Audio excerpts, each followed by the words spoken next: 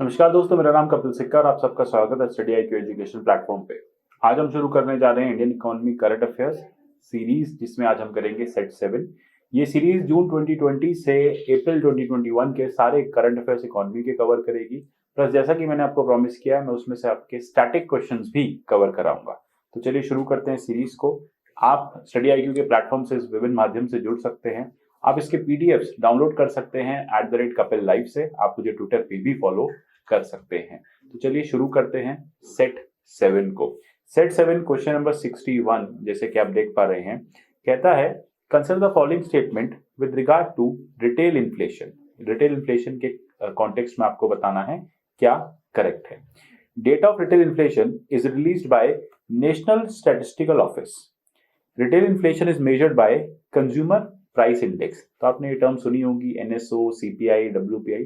तो चलिए स्क्रीन को पॉज करिए और फिर आंसर देने की कोशिश कीजिए। सही आंसर होगा तो आपकी प्रोबेबिलिटी एग्जाम क्वालिफाई करने की बहुत ज्यादा हो जाएगी। तो इसका आंसर वैसे है C, बोथ आर करेक्ट। तो नेशनल स्टैटिस्टिक्स ऑफिस NSO क्या करता है, वो इस डेटा को रिलीज करता है। कौन से डेटा को? रिटेल इन्फ्लेशन डेटा को, और मंथली बेसिस पे रिलीज करता है। ये रिटेल इन्फ्लेशन मेजर की जाती है कंज्यूमर प्राइस इंडेक्स से। जैसा कि कंज्यूमर प्राइस इंडेक्स कहता है कि गुड्स एंड सर्विसेज दोनों को कैटेगराइज किया जाएगा, दोनों को कैटेगरी में लिया जाएगा। और एक पर्सपेक्टिव देखता है रिटेल बायर का, यानी आपका जो आप रिटेल शॉप परचेजिंग करते हैं, रिटेल शॉप से परचेजिंग करते हैं, रिटेल मार्केट में जो परचेजिंग करते हैं, उसका पर्सपेक्टिव यहाँ पे रिकॉर्ड किया जाता है। अगर आपको इन्फ्लेशन के बारे में जानकारी हो तो इन्फ्लेशन भारत में WPI और CPI दो कारणों से या दो तरीके से मेजर की जाती है। 2015 से हमारी RBI CPI पर्सपेक्टिव पे मेजर कर रही है। तो ये कैलकुलेट ये भी करता है कि प्राइस इन कमोडिटीज क्या क्या चेंज हुआ, सर्विसेज के प्राइस में क्या चेंज हुआ, पिछले महीने वो चीज कितने की मिल रही थी, इस महीने वो चीज कितने में अवेलेबल है। तो इस तरह से इस डेटा को रिकॉर्ड किया जाता है और बताया जाता है कि देश में इन्फ्लेशन का यानी महंगाई दर का क्या रेट है। तो चलते हैं क्वेश्चन 62 पे। Consider the following pair with regard to non performing assets. Non performing assets के बारे में आपको बताना है। Number 1, sub standard assets which has remained NPA for a period of more than और equal to 12 months. Number 2, doubtful assets which have remained NPA for a period of less than 12 months. Number 3, loss assets wherein the bank or its auditors have written off the losses. अब ये question ना बहुत news में रहता है NPA को लेके। NPA जैसे कि आपको पता है, ऐसा कोई भी बैंक का लोन जिसको आप 90 दिन तक पे नहीं कर रहे हैं तो वो NPA क्लासिफाई कर दिया जाएगा।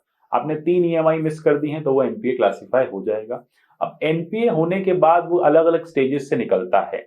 कौन कौन से स्टेजेस हैं? सब स्टैंडर्ड एसेट, डाउटफुल एसेट और लॉस एसेट। अब आपको बताना है इसमें कौन सा करेक्ट है। तीनों की डेफिनेशन यहां मैंने दी है। आप स्क्रीन पॉज करो और ये बताओ कि कौन सी डेफिनेशन यहाँ पे करेक्ट है या तीनों करेक्ट है। तो जैसा कि आप देख पा रहे हैं, तीनों ही करेक्ट नहीं है। All 3 are wrong. देखो, RBI ने टाइम टू टाइम ने कहा है कि कोविड-19 के चलते कैपिटल इरोजन होगा और NPAs जो है वो बैंकों में बढ़ेंगे। अभी हमने एवरेज NPAs देखे हैं 10% के आसपास चलते हैं। यानी बैंक अगर 100 रुपए लोन देता है तो उसमें से 10 रुपए कभी वापस नहीं आते, 90 रुपए ही रिकलेक्शन में आते हैं। ऐसा सालाना मान के चला जाता है। कोविड के टाइम में RBI को डर है कि ये जो परसेंटेज ऑफ NPA है ये इंक्रीज होगा, इसलिए हमें ये डेफिनेशन जानना जरूरी है। सबसे पहली बात है सब स्टैंडर्ड NPA। देखिए, NPA जब एक हो जाता है अकाउंट, उसके बाद अगर वो 12 महीने तक रीपे नहीं किया गया है, उसके बाद भी बैंक आपसे पूछती रहती है, बार बार आपको बताती रहती है कि अपना अमाउंट पे करो। 12 महीने तक अगर आपने पे नहीं किया है तो वो सब स्टैंडर्ड NPA बन जाएगा। एक सब स्टैंडर्ड NPA जब अगले 12 महीने तक बिल्कुल भी रीपे नहीं किया गया तो फिर वो डाउटफुल एसेट में चला जाता है।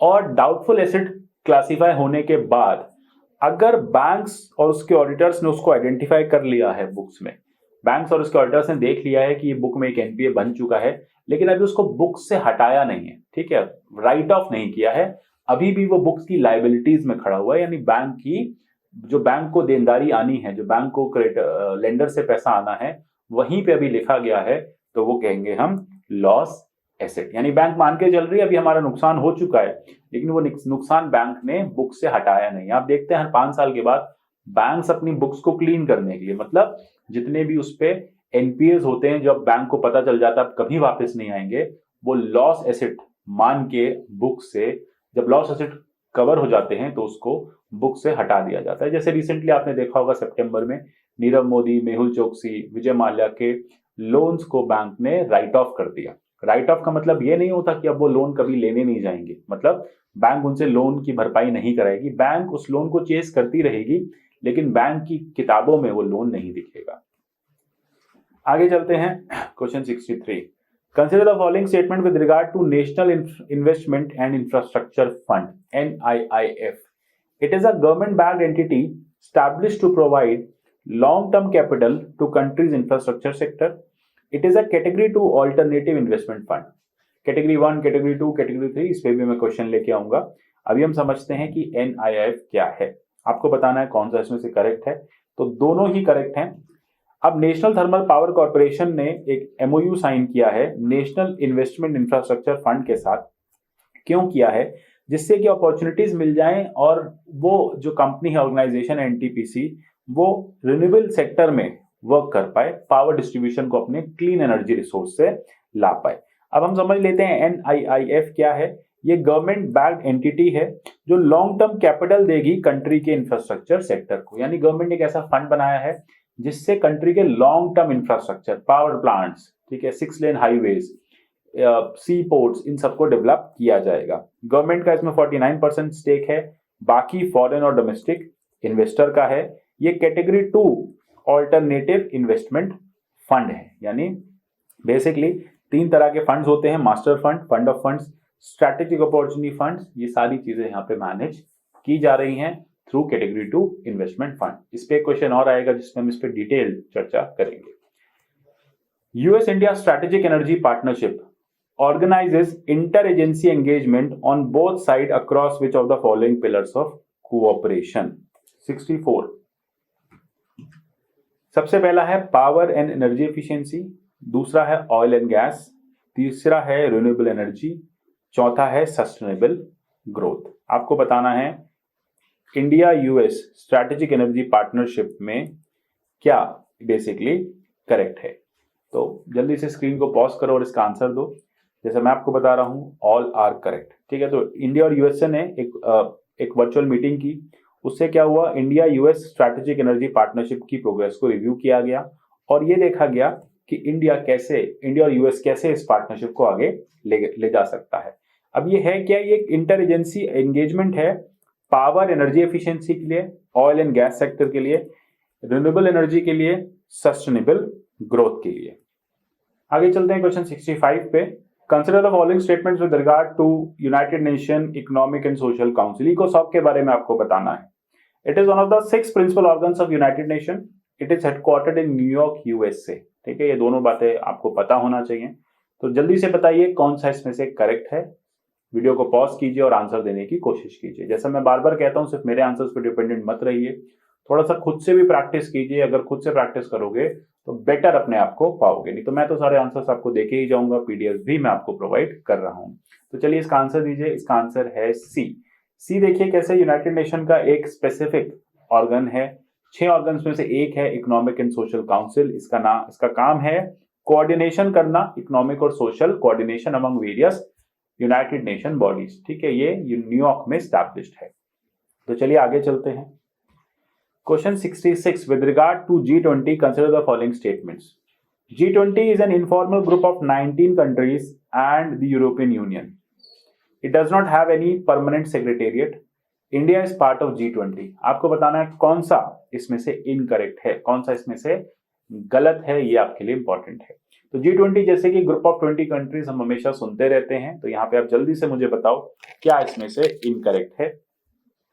इसका आंसर है डी, ऑल आर करेक्ट, सारे करेक्ट हैं। देखो अभी अभी क्या हुआ, एक वर्चुअल मीटिंग हुई, 3rd मीटिंग थी G20 फाइनेंस मिनिस्टर्स की and central bank of governors की under the presidency of Saudi Arabia. इसने डिस्कस किया कि पोस्ट कोविड वर्ल्ड कैसा होगा, क्या क्या G20 कंट्रीज को करना है और कैसे वो आगे बढ़ पाएंगी। जल्दी से आप मुझे ये बताओ कि कौन कौन सी कंट्रीज G20 का पार्ट है। ग्रुप ऑफ 20 कंट्रीज, कौन कौन सी कंट्रीज बनती हैं। एक इनफॉर्मल ग्रुप है 19 कंट्रीज का और एक हो गया यूरोपियन यूनियन। एक हिंट मैंने आपको दे दिया, with representatives of IMF and world bank. साथ में आईएमएफ और वर्ल्ड बैंक के रिप्रेजेंटेटिव भी बैठते हैं। ये एक फोरम की तरह काम करता है, ये कोई ऑर्गेनाइजेशन नहीं है, फोरम है। तो इसका कोई परमानेंट सेक्रेटेरिएट आपको नहीं मिलेगा। क्लियर है? तो सारी बातें यहाँ पे करेक्ट हैं। अब वैसे तो आपको स्क्रीन पे दिख ही रहा है कि कौन कौन सी इसकी कंट्रीज हैं, जल्दी से रिवाइज कर लेते हैं। Argentina, Australia, Brazil, Canada, China, France, Germany, India, Indonesia, Italy, Japan, Republic of Korea, Mexico, Russia, Saudi Arabia, south Africa, Turkey, UK, US and European union. यानी देश की सारी डेवलप्ड और डेवलपिंग कंट्रीज जो आगे डेवलपमेंट की तरफ बढ़ रही हैं वो सब इसका पार्ट हैं। तो 19 कंट्रीज प्लस यूरोपियन यूनियन मिलके G20 ग्रुप बनाती है। Consider the following statement with regard to national disaster response fund. NDRF के बारे में बताना है। It functions under disaster management act 2005। Any person और institution can contribute to NDRF। It is placed in public account of government. Government के public account में इसको रखा जाता है। डिजास्टर मैनेजमेंट एक्ट के अंडर फंक्शन करता है। पर्सन और institution can contribute to NDRF। Which of the following is correct? कौन सा इसमें से करेक्ट है? देखो, D is correct. Central government ने अलाउ किया है contribution of to for any person from any person और इंस्टीट्यूशन इन NDRF। NDRF में इसके बारे में बात की गई है। तो National Calamity Contingency Fund NCCF, it was renamed as National disaster response Fund. अब यहाँ पे पब्लिक अकाउंट के अंडर रखा गया है गवर्नमेंट ऑफ इंडिया के, ठीक है, क्योंकि ये एक इंपॉर्टेंट फंड है जो डिजास्टर के लिए यूज किया जाता है और सेंट्रल गवर्नमेंट इसको मैनेज करती है। सारे एक्सपेंसेस, इमरजेंसी रिस्पांस, रिलीफ इसके मैनेज करती है। तो चलते हैं क्वेश्चन 68 पे। Consider the following statement with regard to central consumer protection authority CCPA के बारे में जानते हैं। It is established under consumer protection act 2019। It has power to order recall of unsafe goods and services. It can not impose penalties on manufacturers, endorsers, publishers of misleading advertisements. मतलब किसी भी goods के लिए अगर कोई person endorsement कर रहा है ना, वो उसका ब्रांड एम्बेसडर बन के बैठा है, तो उसको आप क्वेश्चन या उसको आप चैलेंज नहीं कर सकते, उस पर पेनल्टी नहीं लगा सकते। आपको बताना है इसमें कौन सा करेक्ट है। देखो, अभी रिसेंटली कुछ चेंजेस आए थे, उसी चेंजेस के चलते क्वेश्चन ड्राफ्ट हुआ है। तो जल्दी से बताओ क्या इसका करेक्ट आंसर होना चाहिए। इसका करेक्ट आंसर होगा C 1 और 2। तो कंज्यूमर प्रोटेक्शन एक्ट 2019, अब इसने क्या स्टैब्लिश किया? एक central consumer protection authority establish की। उसका काम ही यही है कि वो कंज्यूमर के राइट्स को प्रमोट किया जाएगा। जैसे कि आपको पता है कंट्री में कंज्यूमर राइट्स बहुत ही ज्यादा विशिएटेड कॉन्सेप्ट है, बहुत ज्यादा हमारे कंज्यूमर राइट्स नहीं बचाए जाते, कोई एनफोर्समेंट नहीं है, लोगों को फूल बना दिया जाता है अलग अलग प्लेटफॉर्म्स पे। तो यही चीज यहाँ पे बात की गई है। तो it is empowered to conduct investigation, violation of consumer rights and institute, complaints and prosecution, order to recall unsafe goods and services, कोई ऐसी सर्विस जो आपके तय अनुसार नहीं दी जा रही है, डिसकंटिन्यूएंस ऑफ अनफेयर ट्रेड प्रैक्टिसेस, और अगर कोई भी पर्सन है वो मिसलीडिंग एडवर्टाइजमेंट कर रहा है तो फिर वहां पे आप उसको क्वेश्चन कर सकते हैं या उसके अगेंस्ट कंप्लेंट फाइल कर सकते हैं। क्लियर है? आगे चलते हैं क्वेश्चन 69 पे। एसेंशियल कमोडिटीज एक्ट के बारे में है, ये न्यूज में था। 2020 allows central government to regulate supply of certain food items only under which of the following circumstances: war, extraordinary price rise, recession in the country, natural calamity of grave nature. Which of the following is correct? कौन से cases में essential commodity 2020 जो act है, जो amendment हमने देखा, वो central government वो अप्लाई कर सकती है? कौन से केस में? जल्दी से आप मुझे इसका आंसर बताओ। तो जैसे कि आपको दिख रहा है, war, extraordinary price rise, recession and natural calamity of grave nature. So obviously बात है, रिसेशन को हम नहीं इंक्लूड करेंगे। रिसेशन के केस में एसेंशियल कमोडिटीज का कुछ लेना देना नहीं होगा। तो देखो अब क्या हुआ, गवर्नमेंट ने कुछ अमेंडमेंट किए 2020 में। अब यही फार्म लॉज जो है उसी का एक पार्ट भी है। ये एक्ट प्रोवाइड करता है सेंट्रल गवर्नमेंट जो है वो रेगुलेट कर सकती है कुछ फूड आइटम्स को। कौन कौन से आइटम्स रहेंगी? सीरियल्स यानी दालें, पल्सेस, सीरियल्स यानी व्हीट और राइस, पल्सेस यानी दालें, potatoes, onion, edible oil seeds, oil under any extraordinary circumstance. ठीक है, कुछ भी एक्स्ट्राऑर्डिनरी सर्कमस्टेंस आएगा तो गवर्नमेंट की ड्यूटी रहेगी कि वो प्राइस प्रोटेक्शन करेगी। कौन कौन से एक्स्ट्राऑर्डिनरी सर्कमस्टेंसेस होंगे?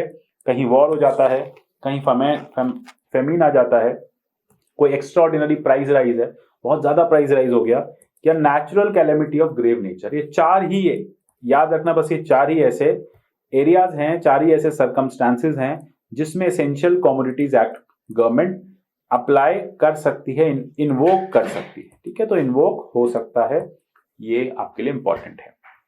चलते हैं लास्ट क्वेश्चन, क्वेश्चन नंबर 70 की तरफ। प्रीवियस क्वेश्चन से ही रिलेटेड है। Essential Commodities Amendment Ordinance 2020 requires that imposition of any stock limit. ठीक है, तो अभी जो अमेंडमेंट हमने देखा उसमें ये लिखा है कि स्टॉक लिमिट को आप इम्पोज कर सकते हो on agriculture produce must be based on price rise. जैसे कि अगर प्राइस बढ़ रहा है तो गवर्नमेंट ईसीए को लगा देगी। पहली बात, क्या क्या उस पर लिमिटेशंस होंगी और किस कॉन्टेक्स्ट में लगाएगी ये देख लेते हैं।